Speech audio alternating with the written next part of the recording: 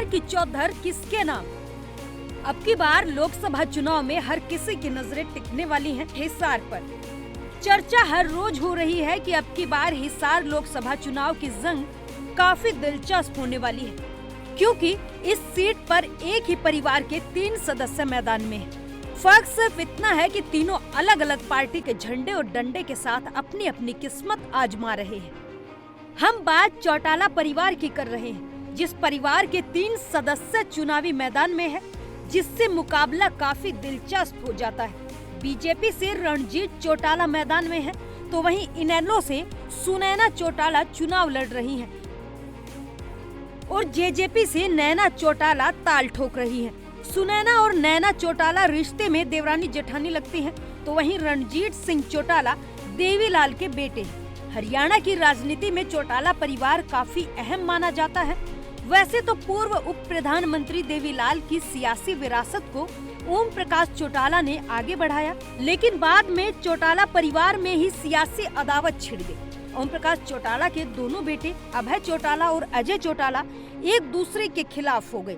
अजय चौटाला ने इनेलो से अलग होकर जेजेपी नाम से अपनी अलग पार्टी बना ली। हिसार लोकसभा सीट से अजय चौटाला के बेटे दुष्यंत चौटाला 2014 में सांसद रह चुके हैं और उन्होंने इस सीट से अपनी मां नैना चौटाला को जेजेपी से चुनावी मैदान में उतारा है। देवीलाल के तीसरे नंबर के बेटे रणजीत सिंह चौटाला को बीजेपी ने हिसार से अपना प्रत्याशी बनाया है। रणजीत पहले कांग्रेस में रहे हैं और हाल ही में उन्होंने बीजेपी का दामन थामा।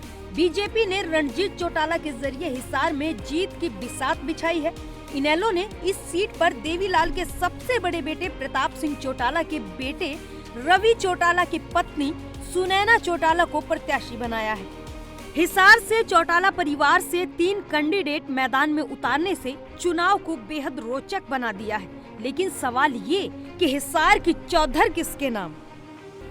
सवाल यही है कि हिसार लोकसभा सीट पर चौटाला परिवार के 3 सदस्य मैदान में हैं, तो चौधर किसके नाम होगी?